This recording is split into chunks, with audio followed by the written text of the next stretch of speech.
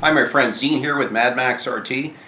Today is right before Thanksgiving. I thought I'd do one last video for my car-related Mopar buds out there. And I wanted to talk about why I chose the Dodge Challenger, or even more specifically why I picked the 2014 Dodge Challenger. It's wonderful to be part of the Mopar community, and it's great because there's so many guys that really love their Challengers and Chargers, and I can really see that each person has their favorite things that they love about the cars, whether it's one of the new models or one of the older ones, or SRT, RT.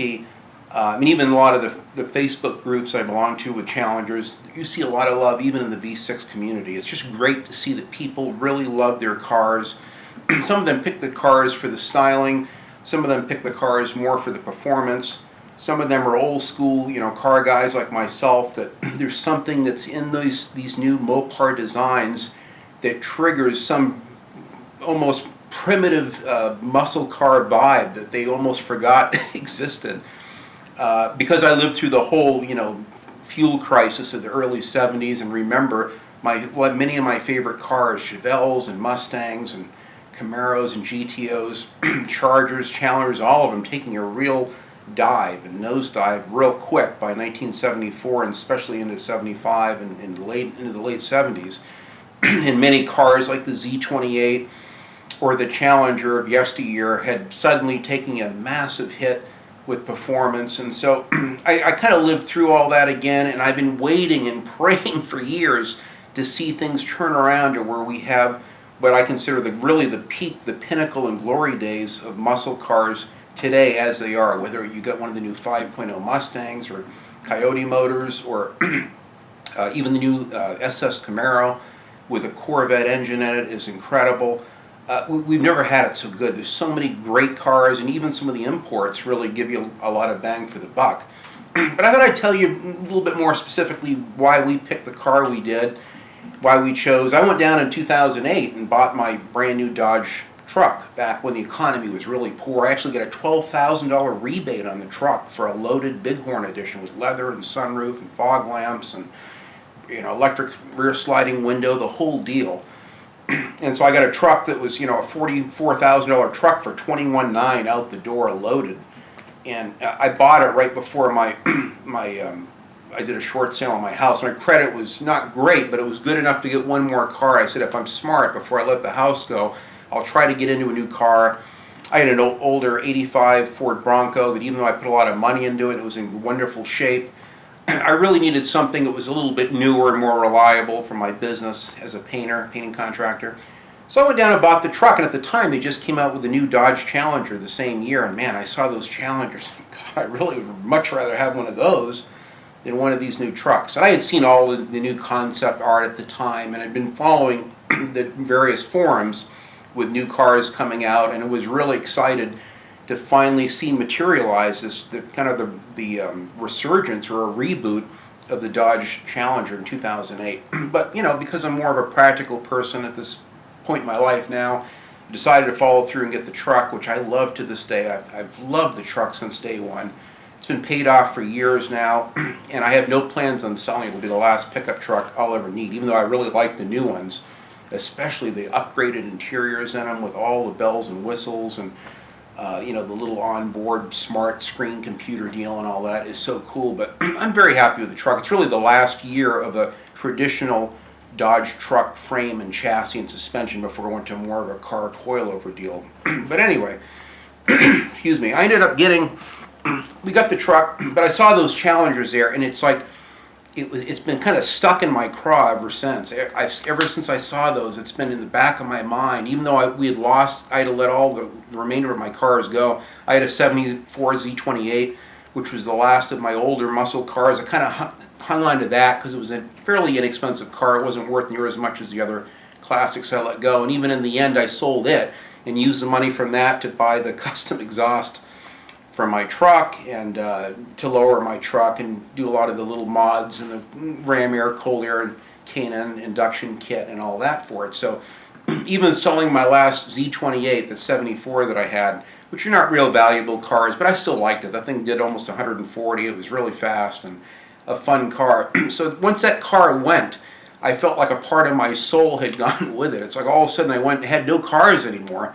We had a 2004 Chevy Cavalier, which, you know, we took very good care of, and we recently got rid of that. It had 175,000 miles. We traded it on a little 2014 Malibu, you know, which we liked. It was fine, but we drove it to LA a couple times for the holidays. It was like a 7-hour drive, and it was very uncomfortable. A lot of Chevys, even though they have some nice styling and many things about Chevys that I like, the seating has never been real comfortable.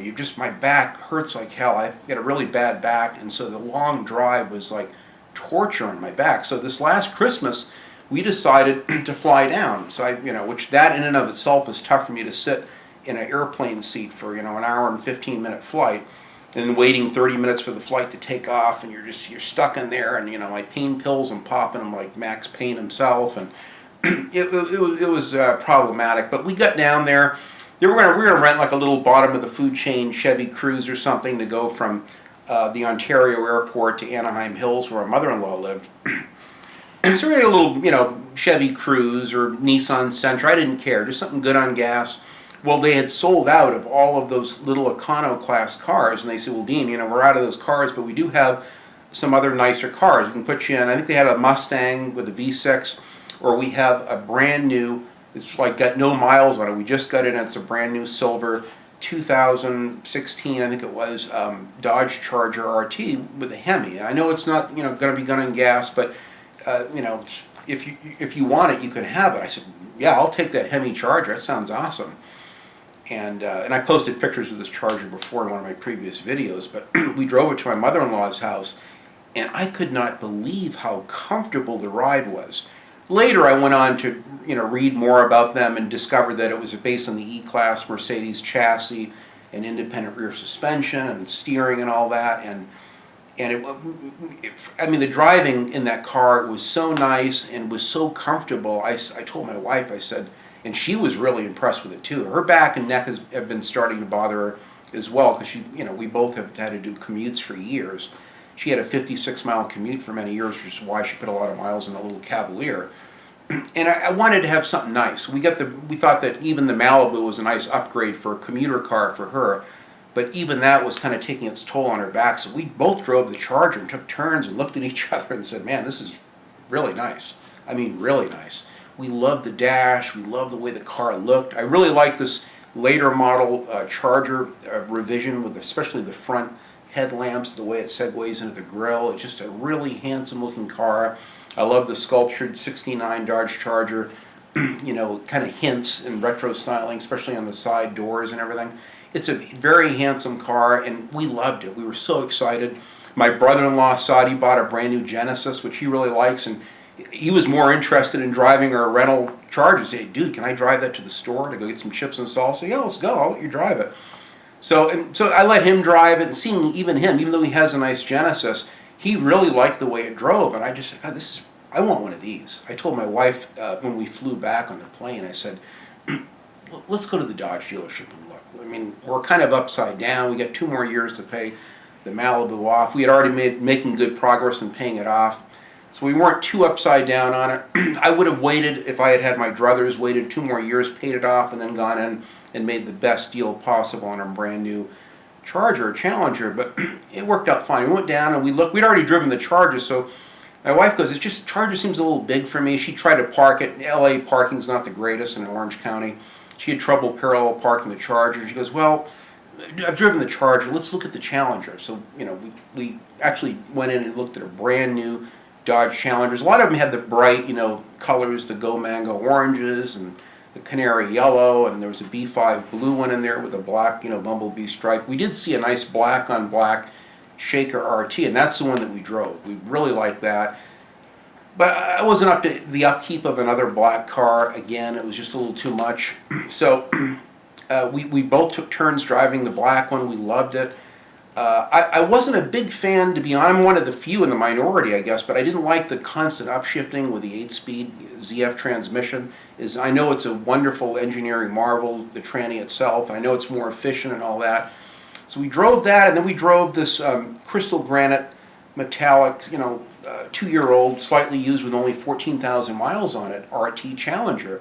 And I like actually the 5-speed more. I'm more of an old school 4-speed guy that likes to wind the cars up before shifts. I love to hear those long throws between shifts, and so for me, I like the 5-speed automatic. I thought it was awesome. No offense to my friends that enjoy those 8 speeds, and I certainly are faster in quarter-mile times because of the quick shift. It maximizes the torque and the performance all the way from 0 to 60 and on up. And I can appreciate that as a car guy. But we really liked, and I kind of liked because I had two 1970 Challengers before. I had a real RT 440 car. When I bought it, I got it for $2,700. The guy had some goofy little fake Lamborghini mirror on the side and had put like center lines on it and removed all the RT trim, and he had a brand new nice orange paint job, but he stripped off all the emblems and was trying to give it more of a custom look. And that's what we did back in the 80s. No one cared about keeping these cars authentic and all original. But I knew the car was special. Maybe it's because I've seen Vanishing Point 50 or 60 times. And so I kind of wanted to make a Vanishing Point clone. I love that movie. I've just seen it so many times. I even have it on Blu-ray today. And I said, I've got to have, I want the Challenger, and I wanted an authentic RT one. I couldn't afford a 440 4-speed one like the one in the film. So I got a good deal on $2,700. I traded my center lines for a friend of mine who had the factory rally wheels, so I was already halfway there. And then I went through year one, which was a new company at the time, and I got the brand new Challenger script and RT emblems, the 440 Magnum emblems for the hood, and converted it back to its original look. And the paint job was pretty good, so it didn't take too much to dial it in. The interior was impeccable in the thing. It had some tears in the driver's seat, which I had repaired at a local upholstery shop, and it was a great car. Later, a year later, I ended up totaling the car, unfortunately, and then I bought my RT SE 69 Charger at that point. And then I also got a great deal for like $800. I bought a really clean, flat black 1970 Challenger. It was not a RT, it was just a plain Jane one with a 318, but it had the RT hood on it. And it had the rally wheels and all that. I loved that car. We moved to Arizona. That was the car that I drove to Arizona. In fact, I commuted back and forth. It's like a 10-hour drive from LA to Phoenix, Arizona to get that job initially until we were all set up out there. So both of those cars were two of my favorite cars of all the tons of cars that I've had. I really love those Challenger RTs. I'm more of a road racing guy, even though I've done a lot of drag racing. I love like the old Trans Am racing and Sam Posey and a lot of those guys that drove the Challengers and the AAR Cudas and all that. So to me, that was the kind of the driving style or the type of pony cars that I liked. And that's why I like the Mustangs and the Camaros for the same reason, even though I was a big fan of the B-bodies and the Super Bs, the Cornet 440s and all that, which I've had a lot of those cars. Especially the larger B bodies and even the C body. I had a 1970 Chrysler 300H car, which are really rare. It was like 1,100 made or whatever, or 1,000 or something. Not very many made. That was the last classic Chrysler I ever had. And then years later, I had the little 85 Shelby Dodge Charger. That was the first brand new car I ever bought. I had an 86 Dodge Daytona. I had an 86 Dodge ES 600 convertible with a little, the 2.2 liter turbo in it. So I've been loyal. I had a brand new 89 Dodge Dakota Sport. So I've been very loyal to Dodge, and I've bought a lot of Dodges over the years. And then I've gone back and forth, and I'll buy Fords and Chevys and other cars. But for many years, I kind of missed the golden age of muscle cars. So when I saw these Challengers in 2008, it triggered something inside me, and I just said, my God, they've actually captured the spirit of the car. And even my truck, when I drove it and bought it in 2008, the sound, even though it's a Hemi, and it's a smaller Hemi, it's about the size of a Chevy 350, basically with a 5.7, but the sound of it sounds and reminds me of cruising my old 440 RT Challenger, or my RT SC 69 Charger had the 440 Magnum as well. And I just love that sound, just the sound of the motor, with the exhaust. And so just even driving the Charger with the resonators and the really kind of muffled, quiet stock exhaust, I just said, my God, I bet with some Flowmasters this thing would be awesome. So, and then when we drove the brand new Challenger, we loved it. But the one that had 14,000 miles, the Crystal Granite Metallic used one that we looked at, the 2014 Blacktop edition, the guy had already put the Flowmasters on it and removed the rear resonators, and I just loved the sound of it. I was kind of sold on it. And because I'm kind of an old school purist, I really like even though it's quite removed from the real 1970 Dodge Challenger dash, I really like the kind of the hint to the 70 Challenger dash. It really kind of pulled me in. I mean, I got inside it, and just even seeing the shape of the door panels, I got a big chub driving that thing. I haven't been that excited driving a car. What's funny is the Challenger and Chargers have been out for years and years now. I've seen them in so many movies. I've seen them everywhere in the streets around town. But I've just never driven one. I never actually sat in one. I've seen them at car shows. So it's one thing to see them and see them in a car magazine or on a YouTube video, but when you get in and you're driving it, and you're behind that dash, and you feel the sound, it sounds almost like a 440 Magnum, and then the door panels and just the subtle subconscious hints and throwback to the 1970s, I had to have it. And again, we walked away because they didn't make the deal that we wanted. They wanted, like, I don't know, 3,000 down or something for 32,000. It wasn't a bad deal. I wasn't a big fan of the Blacktop edition stripes. I do like the dual stripes, like on the 2013 SRT Challengers. I like the way the more traditional dual stripes look that run front to back. But I didn't care for the Blacktop stripes. I like the color, the flat black with the red pinstripe. So I told the dealer, I said, if you remove the stripes and cut and polish the entire car, we'll go ahead and buy the car, which they reluctantly agreed. They said, well, we're already taking too much money off for $28,000. Were you buying the car as is? I'm telling you, I said, you either remove the stripes or I'm not buying it. And they did. They said, okay, we'll write it in the contract. It was the last day of the year. They're looking, obviously, to move as much cars off the lot as possible. The place was packed that day. Even my sister went down that day and tried to buy her husband a new truck because they had such good deals. So we loved the car. We had to let it go for like a week at the body shop. They had it and slowly took the stripes off and cut and polish it. They damaged the rear spoiler when they took it off to remove the stripes. They had to repaint that. But other than that, it went smooth sailing. The car is like immaculate. We love the thing. I love the sound of the existing Flowmasters. I would have preferred the Super 10s or the 40 series, but it's fine. For right now, it's fine. I may upgrade them and swap them out for the 40 series ones down the road, but I just love the car.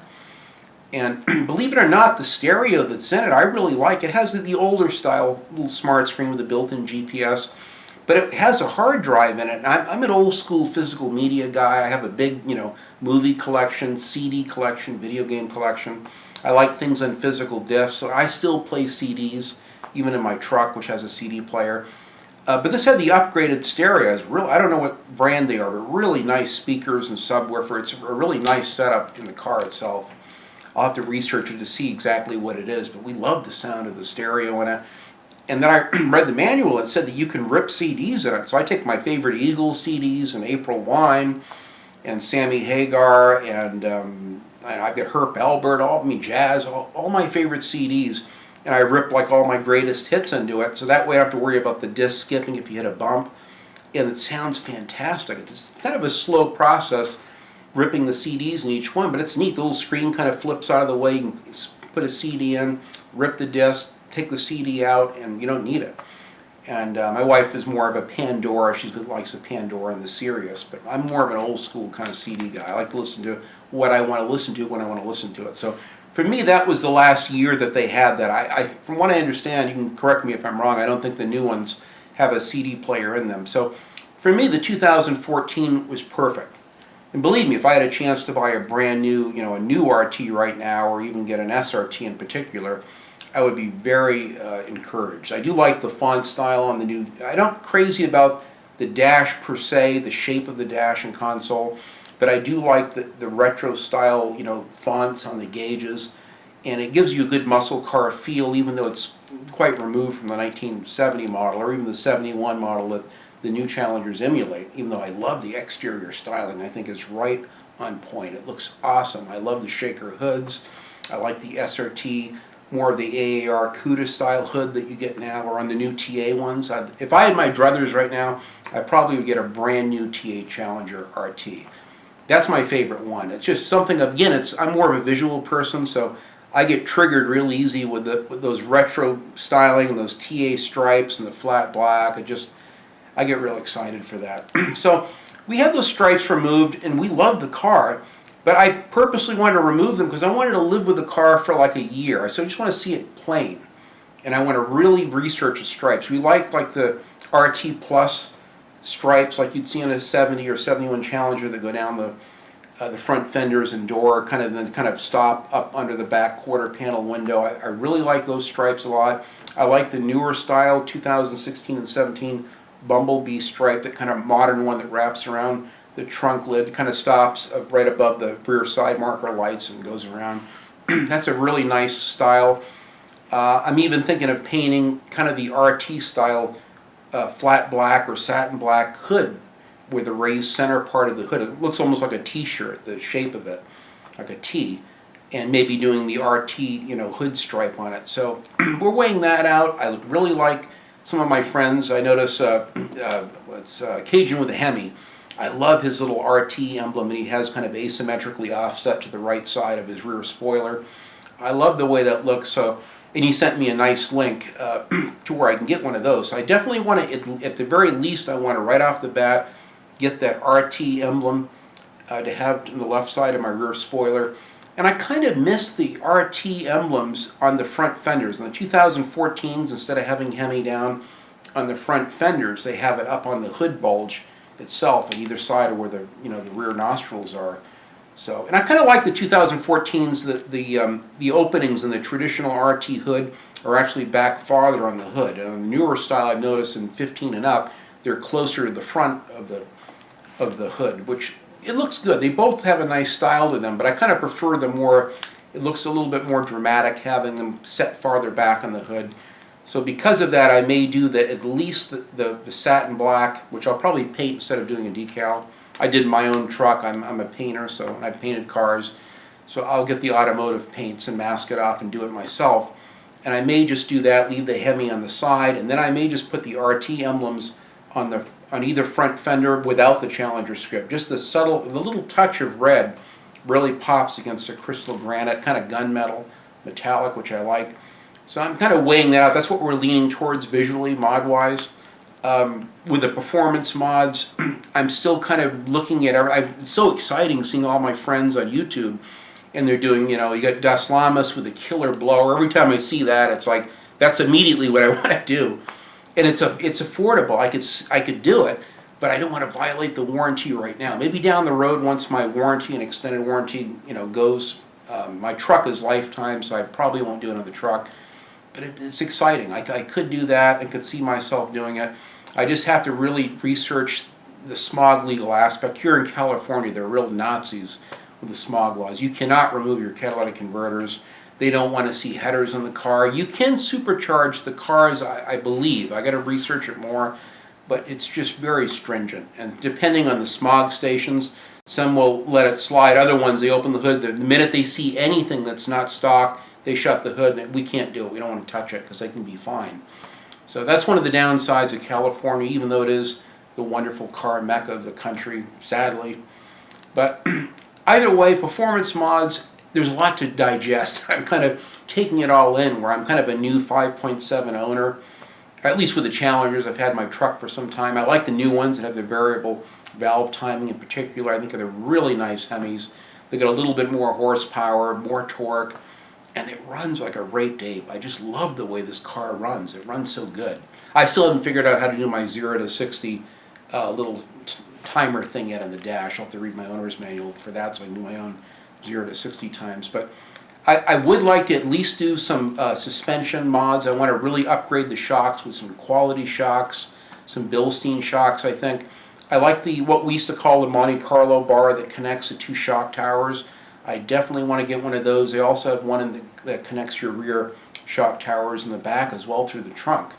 So I will probably do some suspension mods for sure. I would be inclined to lower it with some E-Box spring, the sport kit, which lowers it an inch or so. But around town, there's so many steep driveways and inclines. I hate to shave down my hair down or have my wife, God forbid, hit. Right now the front spoiler will clear over a normal size curb, but if I drop that down an inch or so, I just worry about the front spoiler getting hit, which can tear the whole front fascia, which is like a $2,000 thing to replace and paint. So I try to weigh everything out carefully, but I got to tell you, I love this car.